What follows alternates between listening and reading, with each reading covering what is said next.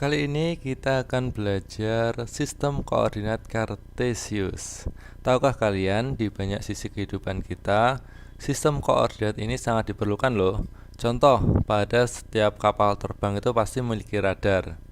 Atau pada sebuah kapal pasti memiliki radar juga yang untuk mengarungi lautan. Atau pada aplikasi Google Map yang sering kita gunakan itu untuk mencari lokasi tujuan. Itu juga merupakan hasil dari algoritma sistem koordinat.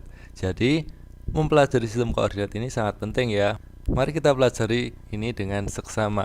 Tapi sebelumnya bagi kalian yang belum cuci tangan dulu. Setelah itu, berdoa agar dalam pembelajaran kali ini dapat berjalan dengan lancar dan bermanfaat untuk di kemudian hari. Amin.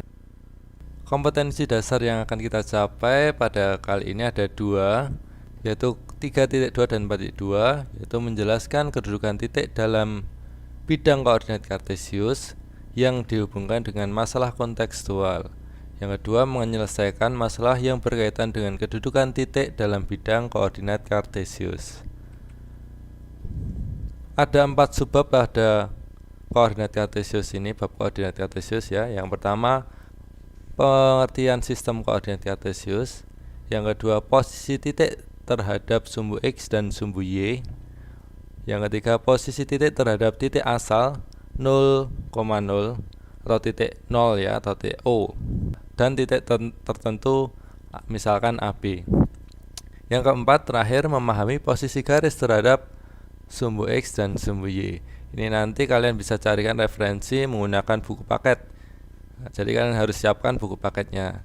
Untuk yang subbab 1 dan 2 ini pada pertemuan 1 yang akan kita laksanakan hari ini.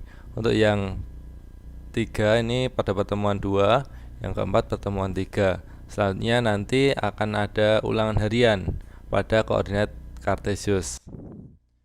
Langsung saja, yang pertama, pengertian sistem koordinat Kartesius. Istilah Kartesius, dibaca Kartesius ya, adalah latinasi untuk Descartes. Istilah ini digunakan untuk mengenang ahli matematika sekaligus filsuf asal negara Prancis, yaitu Descartes, yang berperan besar dalam menggabungkan aljabar dan geometri. Ini fotonya René Descartes ya. Lalu sistem koordinat sendiri adalah suatu sistem untuk menentukan posisi suatu titik, benda atau unsur geometri menggunakan satu atau dua atau lebih bilangan dan memiliki acuan sumbu yang tetap. Jadi menentukan posisi suatu titik, misalkan ini ada bidang Kartesius, saya taruh titik di sini. Ya, atau benda di sini. Nah, ini ada rumah di sini. Pada acuan sumbu yang tetap, yaitu acuannya adalah sumbu X, yaitu absis, dan sumbu Y, yaitu ordinat. Selanjutnya, yang kedua, posisi titik terhadap sumbu X dan sumbu Y. Ini ayo kita amati ya. Ini ada bidang Kartesius, ada titik-titik potong bidang Kartesius memiliki jarak terhadap sumbu X dan sumbu Y. Coba kita amati, ini ada titik A, B, C, D sampai H. Ini bagaimana terhadap sumbu X dan sumbu Y. Contoh ini, titik A kita tuliskan di sini. Titik A berjarak 3 satuan terhadap sumbu Y. Sumbu Y kan ini 3 satuan, 1, 2, 3. Berjarak 3 satuan dari sumbu Y dan berjarak 6 satuan dari sumbu X. 6 satuan dari sumbu X ini sumbu X. 1, 2, 3, 4, 5, 6.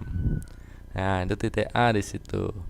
Kalau titik B sekarang, berjarak berapa satuan dari sumbu Y? Titik B, jarak sumbu Y ya. Hitung yuk, 1, 2, 3, 4. Terhadap sumbu X 1, 2, 3, 4 juga. Jadi berjarak 4 satuan dari sumbu Y dan berjarak 4 satuan dari sumbu X. Lanjut titik C. Titik C mana? Ini ya. Titik C berjarak dari sumbu Y 1, 2, 3, 4. 4 satuan ya. terhadap sumbu X? 1, 2, 3. Nah, berjarak 4 satuan dari sumbu Y dan berjarak 3 satuan dari sumbu X. Oke. Kalian bisa cari untuk selanjutnya ini D, E, F, G, H.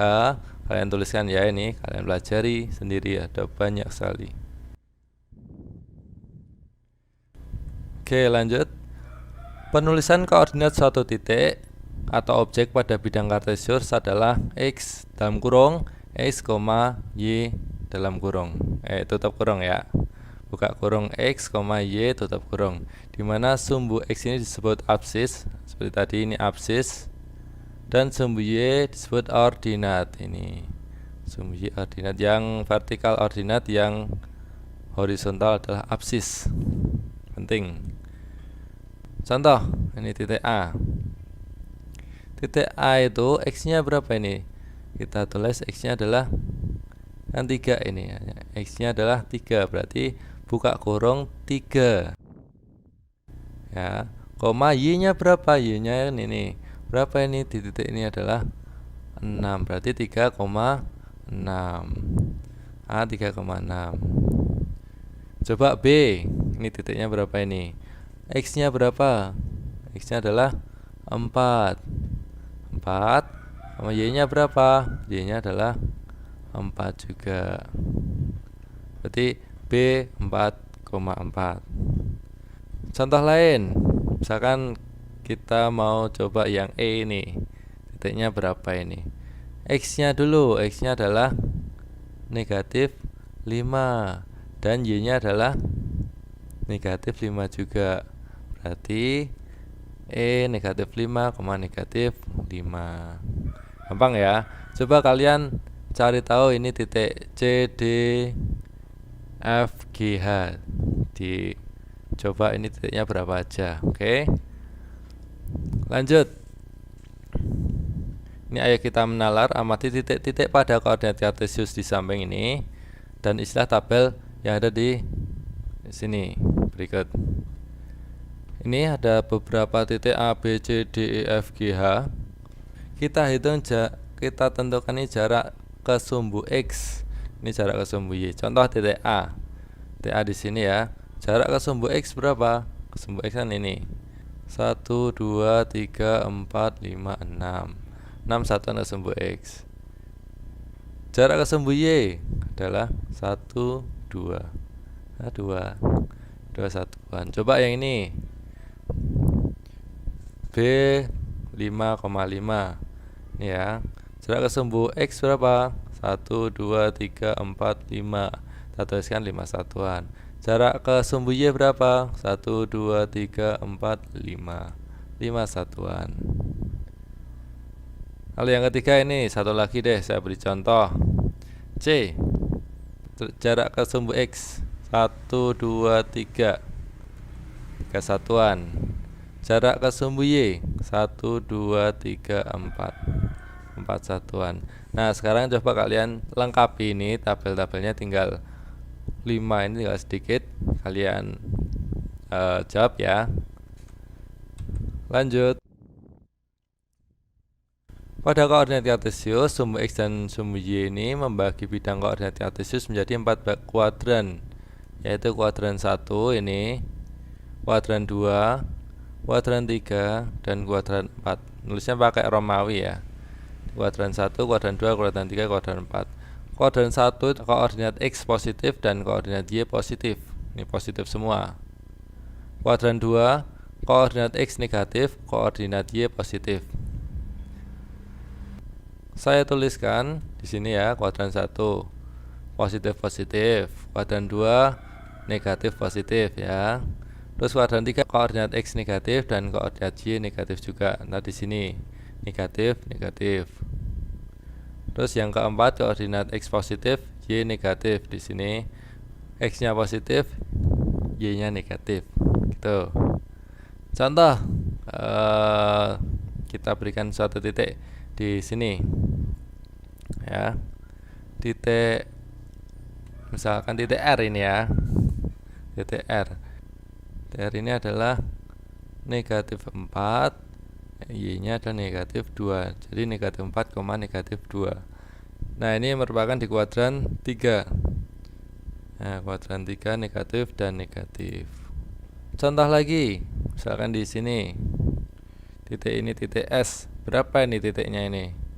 Kalian isi sendiri ya. Nanti apakah ini positif negatif, benar atau salah, kalian tentukan sendiri. Kalian lihat sendiri ya. Selanjutnya, ayo kita menalar. Coba perhatikan kembali koordinat kartesius di bawah ini. Amati kedudukan titik-titik pada setiap kuadran koordinat kartesius berikut. Amati pula jarak tiap titik terhadap sumbu X dan sumbu Y. Oke, ini ada bidang kartesius serta titiknya A, B, C, D, E, F, G, H. Sekarang tabel D2, jarak titik terhadap sumbu X dan sumbu Y dalam kuadran. Contoh ini yang A, titik A, TA 2,6 ya, 2,6. Titik A berjarak 2 satuan dari sumbu Y. Ini 2 satuan dari sumbu Y. Dan berjarak berapa satuan dari sumbu X? 6 satuan dari sumbu X ya. 1, 2, 3, 4, 5, 6. Lalu titik A berada di kuadran 1. Ini kuadran 1 ya. Jangan lupa tadi kuadran 1, kuadran 2, kuadran 3, kuadran 4. Contoh yang B. Ini adalah titiknya kita isi 3,0 ya. 3,0. Titik, jadi kita tulis titik B berjarak berapa satuan dari sumbu Y? Sumbu Y kan ini. Jaraknya 1, 2, 3. Jadi kita tulis titik B berjarak 3 satuan dari sumbu Y. Dan berapa jarak satuan dari sumbu X? Dari sumbu X berapa satuan ini? 0 ya. Dan berjarak 0 satuan dari sumbu X, karena ini berada di 0 ya. Sini 1, 2, 3. Nah, ini jaraknya 0 di sumbu X atau berada di sumbu X. Lalu titik B ini berada di kuadran berapa ini? Titik B berada di kuadran 1 atau 4. Nah, karena ini berada di perbatasan ya, bisa 1, bisa kuadran 4. Gitu boleh. Coba kalian kerjakan untuk yang C, D, E, F, G, diberi keterangan ini ya. Coba.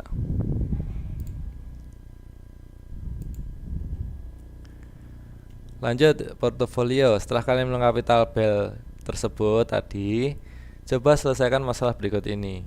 A. Bagaimana cara menentukan suatu titik berada pada kuadran koordinat kartesius? Nah, ini kamu kerjakan nanti di buku dulu. Bagaimana cara menentukan suatu titik berada pada kuadran koordinat kartesius? Terserah bagaimana kalian menentukan caranya itu, coba diterangkan di buku itu. Lalu B, apa yang kalian ketahui tentang titik B 3,0, titik D 0,4 dan titik E negatif 5,0 dan titik H 0,-5. Nah, kalian nanti coba dulu digambar, terus kalian mengetahui apa dari gambar itu ya. Yang C, gambarlah koordinat kartesius, kemudian gambarlah titik P 2,1, Q 4,1, R 4,-1 dan S 2,-1. Jika titik tersebut dihubungkan, bangun apakah yang terbentuk nanti ya. Silahkan kalian nanti kerjakan di buku tulis, lalu difoto dan dikirimkan di tempat yang berada di bawah ini ya. Dan juga untuk selanjutnya, ayo kita berlatih 22.1. Coba kalian kerjakan melalui Google Form yang sudah disediakan. Ya, jadi tidak perlu menulis di buku, kerjakan langsung di Google Form-nya. Oke, sekian untuk video pertemuan pertama pada kali ini. Sampai jumpa untuk video pertemuan kedua nanti. Selamat mengerjakan. Salam matematika asik. Wassalamualaikum warahmatullahi wabarakatuh.